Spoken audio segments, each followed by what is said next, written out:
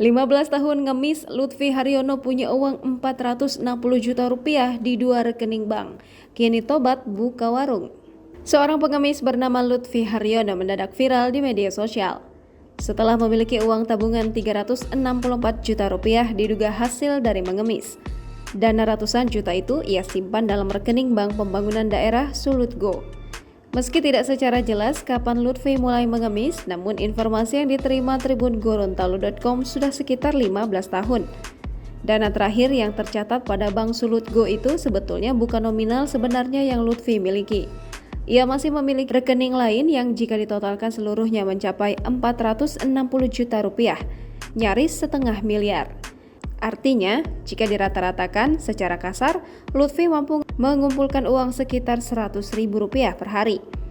Sebelumnya memang terbongkarnya kasus Lutfi si pengemis kaya Gorontalo ini memang dari internet. Potret buku tabungan dan KTP Lutfi tersebar dengan nominal uang yang fantastis.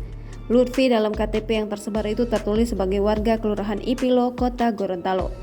Dalam KTP elektroniknya tersebut, ia mengaku sebagai seorang pedagang. Tidak jelas apa yang diperdagangkan, karena ramai di media sosial, Lutfi pun dipanggil ke kantor Lurah Ipilo pada Kamis 2 Juni 2022. Dalam pertemuan yang dihadiri oleh Babin Kamtibnas, perangkat kelurahan, serta Babinsa itu, Lutfi mengaku uang itu bukan seluruhnya hasil mengemis. Ia pernah bekerja di sebuah toko dan rumah makan.